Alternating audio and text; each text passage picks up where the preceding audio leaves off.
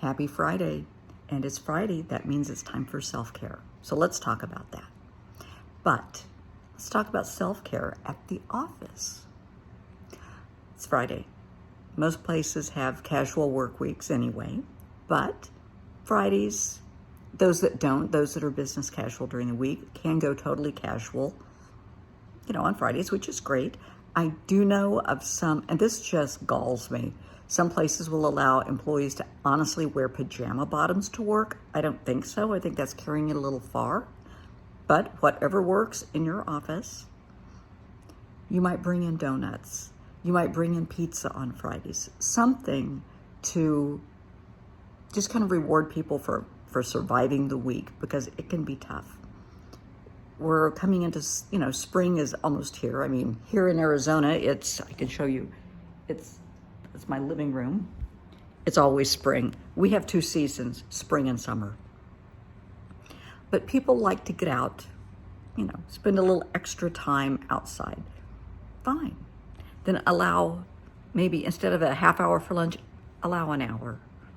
Instead of an hour and a half. I know some businesses will alternate on Fridays. They will have part of the office leave at noon and the other side carry, and then flip it the next week. And that is great, because people they're going to do their best to get their work done. If your work's done, you can leave at noon. Go for it. Have a good weekend. People love that. There are some offices that are going to 4-day work weeks. People love that. They would rather work a 10-hour day, 4 days a week, and have a 3-day weekend. Think about these things. It makes a difference. Let your employees know they're appreciated. Let them know their thoughts, their opinions are valued. And I'm talking to management right now. I'll talk to staff in a minute, but to management, let them know they're valued. Let them know their voice counts. Their opinions matter to you. I am not, a big one on a suggestion box, because that kind of is a crock of hooey. Somebody will break into it, read everything. No. But depending on the size of your office, make time to have lunch with 3 or 4 employees every week. And let them talk freely.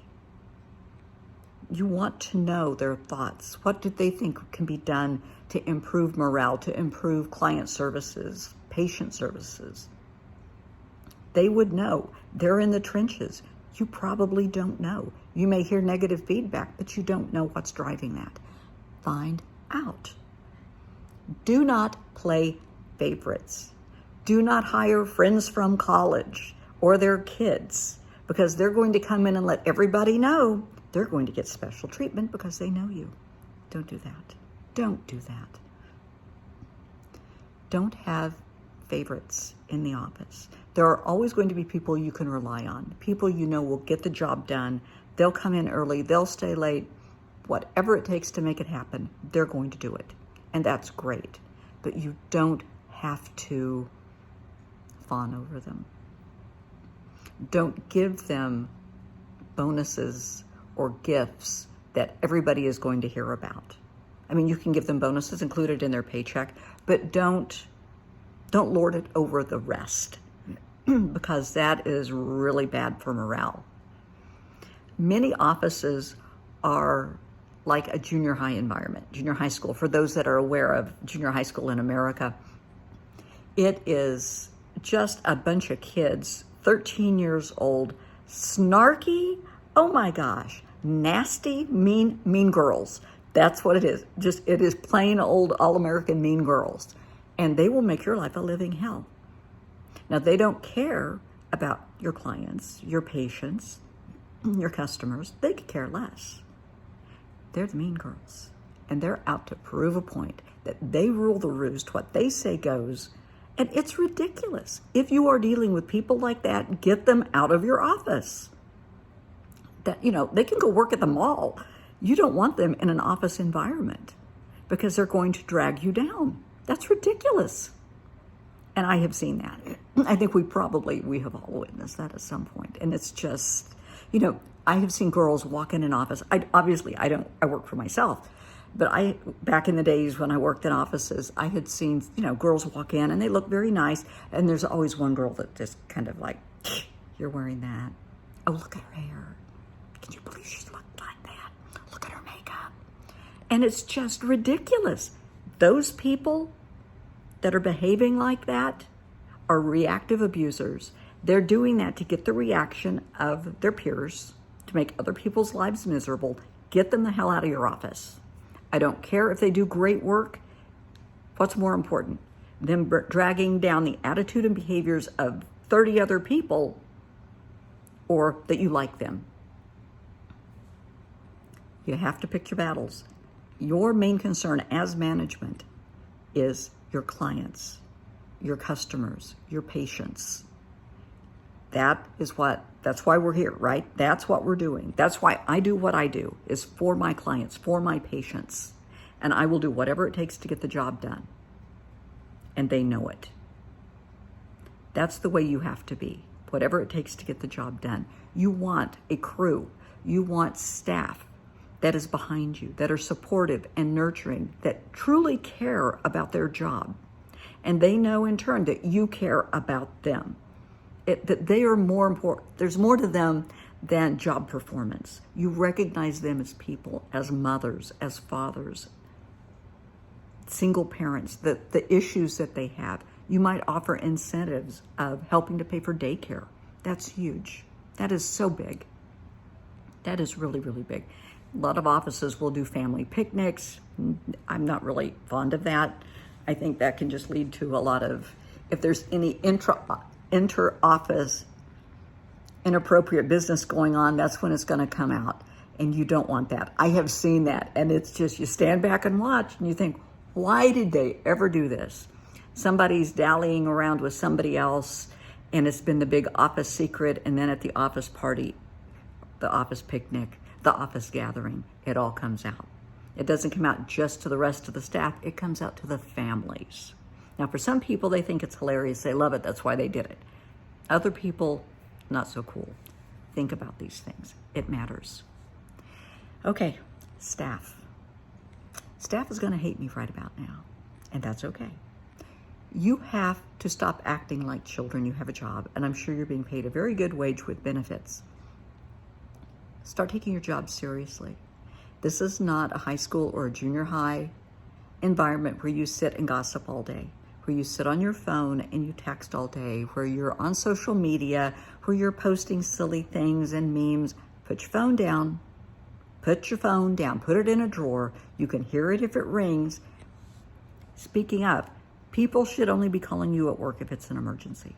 You have a job to do. This is not the time to socialize. This is not the time for mom and dad and brothers and sisters and besties to be calling you. You're at work. You have a job to do. Let's do that. Do not have your phone propped up next to your computer, watching Netflix as you work. Seen it happen. Don't do that. That will get your butt fired. You are there to do a job. Now, if you worked for me, I don't want anybody working for me ever, because I have very high standards. My clients, if any of my clients see this, you will understand.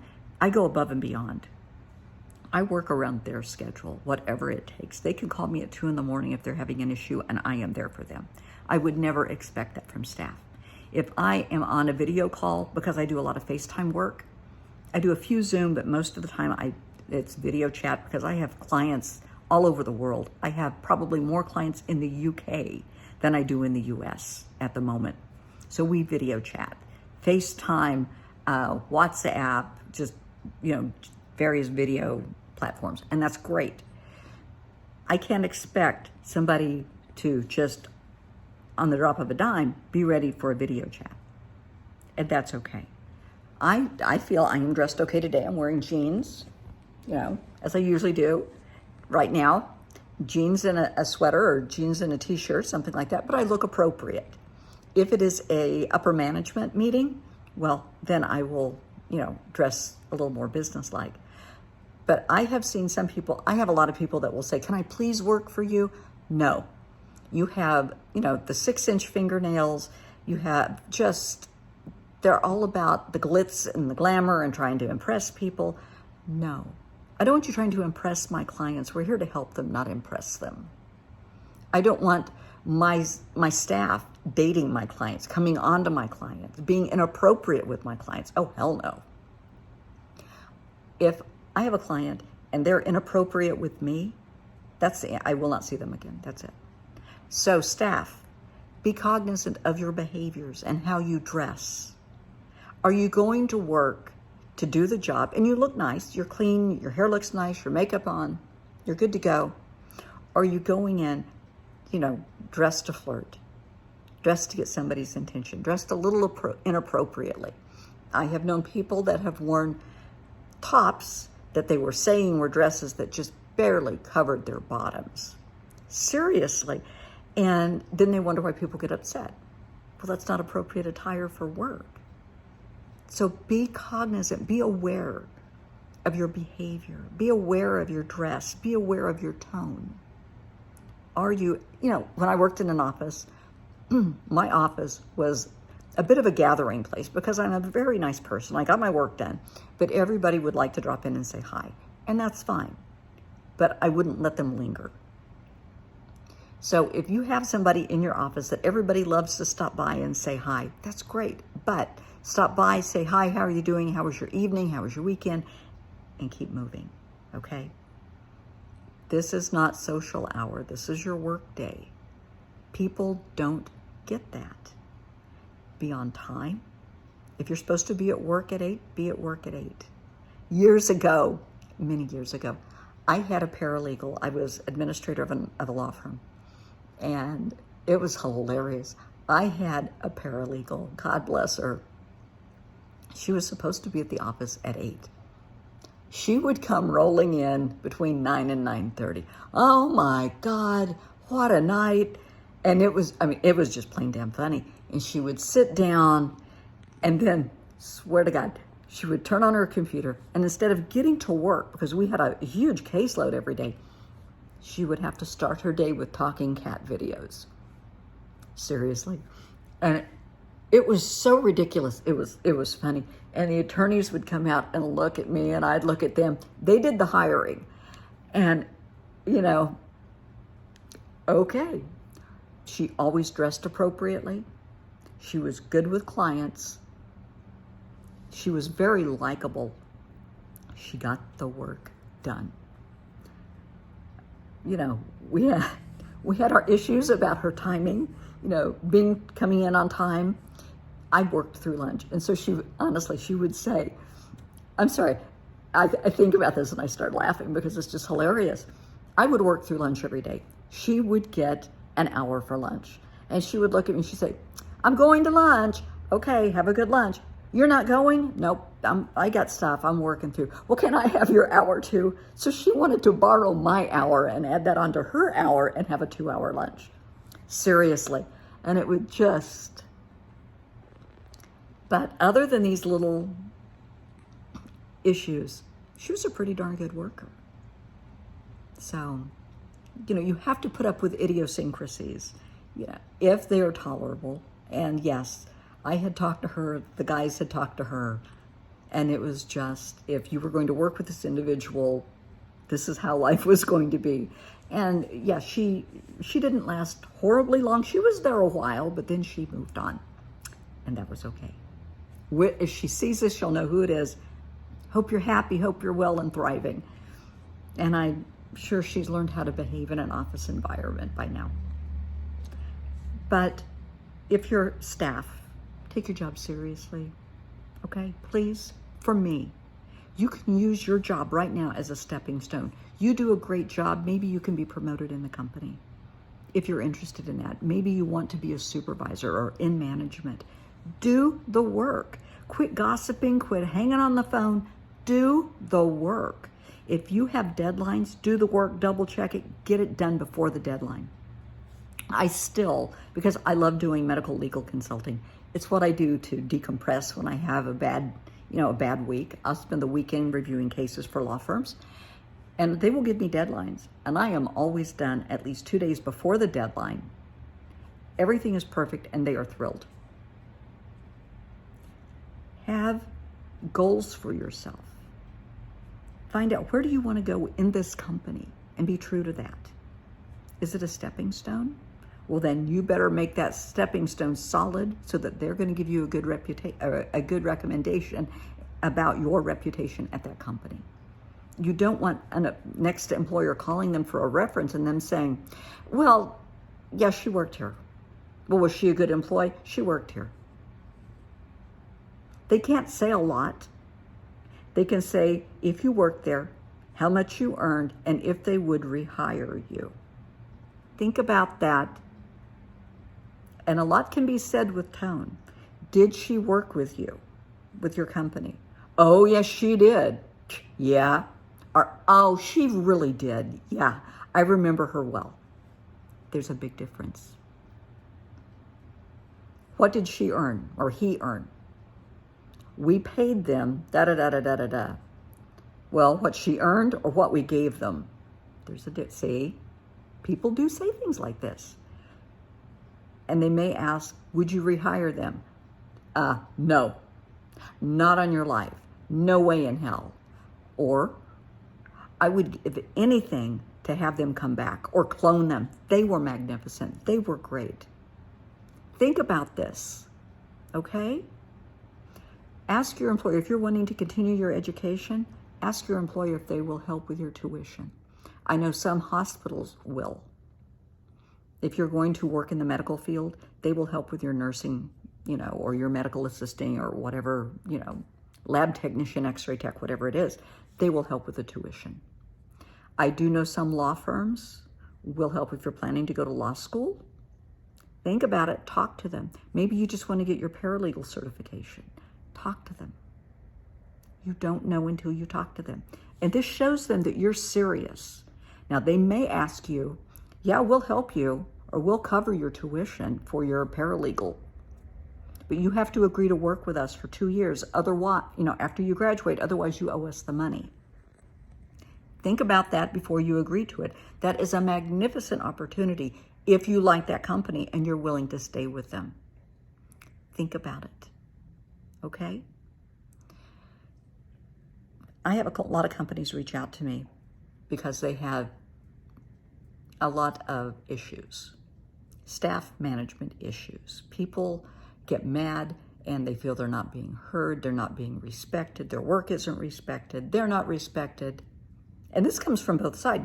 Management saying, my staff doesn't respect me. They don't like me. Ask yourself why. Did you create this problem yourself? Is it a you thing? Are you being disrespectful to them? Are you talking down to them? Is there name calling? I mean, a lot of people, I am the worst for calling people pet names, even in an office. If I can't think of somebody's name, I'll call them Pumpkin or Sweetie. Or, if they had his favorites, if they would come in the morning and they're eating a favorite cereal, I'll say, well, ask Miss Captain Crunch or, Miss Fruit Loop or something like that. And that's not, I wasn't exactly appropriate doing that. But if I can't think of your name, that's what I would do. But it wouldn't be anything tacky or bad. But are you doing these things to yourself? Are you setting your staff up to hate you? It's one thing to be in a position of power, and it's another thing to be an ass. To be great and to be powerful, you're not an ass. You're kind, you're compassionate, you're understanding, you're likable. You care about them. You will ask them, hey, how are you doing? Do you have a good weekend? You're not wanting a 20-minute dissertation on everything they did, but you care. Oh, you got your hair cut. Looks great. There's nothing wrong with saying that. That is not coming on to somebody. Great sweater. Love your tie. Is that a new jacket? Nothing wrong with that. Do not comment on cologne, lipstick. That's a little much. But you can make nice comments. There's nothing wrong with that. But find out if you feel your staff does not appreciate you, does not respect you, ask yourself why. How are you treating them? Are you a tyrant? Do you yell and scream and cuss? Then I'm not going to respect you either. Come to them, not as an equal because you're their boss, but with a spirit of kindness and compassion. I know you have a lot of stuff to do. I know you have a huge workload. I'm not going to interfere with that. Or I do know specifically a long time ago, a firm that was growing rapidly, and they were just bringing on new clients, just tons every month. And they didn't check in with the staff to say, can you carry this load? They had 2 or 3 people depending on some stuff, and they needed more people. Now, they got mad at those 3 people because they couldn't get the job done the way they wanted it, but they would not bring on additional help. Is that the case? And staff, if you feel you're not being heard, you feel that you have really good suggestions and nobody to take them to, or you take them to somebody and they blow you off, that's okay. Write it down. You can email it to your supervisor and CC, BCC, their supervisor. If it's a suggestion, something really good that you think would really improve, a serious suggestion, let everybody know. And in that email, it's going to show that it's your idea because that's your email. And you BCC'd or CC'd everybody showing this is your idea and you shared it so nobody else can say, oh, well, that was my idea. No, you were copied on this, honey. This is my idea. If, as a company, you're having issues with range wars between staff and management, or within staff, it's the cliques, the high school cliques getting after each other, oh, they're such a snob, and oh, they're just so sloppy and nasty, and they come to work drunk, they come to work high. Call me. I will be happy to mediate. I do that for a lot of companies. And they don't need me very often, but I am always happy to step in, listen to all parties, sit everybody down. There's a way to do it, and things are worked out in a day easily. Also, you might want to just think about this. Everybody has their own problems in life. Offer services of someone such as myself. It would be cheaper to go through a life coach status than a therapist status, and I am a certified life coach. So bring somebody like myself in, or make my services available, not mine, but you know what I mean, to your office, so that if they have issues at home and they don't have anybody to talk to, if they have issues at work and they don't have anybody to talk to, they don't feel comfortable coming to you, they can come to me. They can come to a life coach and talk and get that out.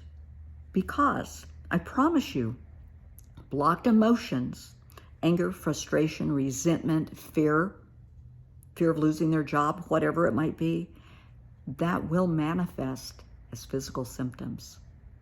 Ulcers, tension headaches, migraines, heartburn, high blood pressure. And then you're going to be losing people due to health issues. They're going to be missing work. Think about that. If you want it to be me, if you want to bring me in, you know how to reach me on social media. I'm on Facebook, I'm on Instagram, I'm on LinkedIn. You can find me. If you want me to help your staff, let's make it happen. Absolutely, positively. And we'll figure it out. I think my rates are cheaper than most, but that depends on if you're in the UK or if you're in the US. So let's have a happy, healthy work environment where people want to come work for you, where they feel respected by you, where they're anxious to come to work, and they can honestly say, oh my God, I love my job. I love my job. I have the coolest job. My bosses are the best bosses in the world. That's what we want. And we can make it happen. Let me know.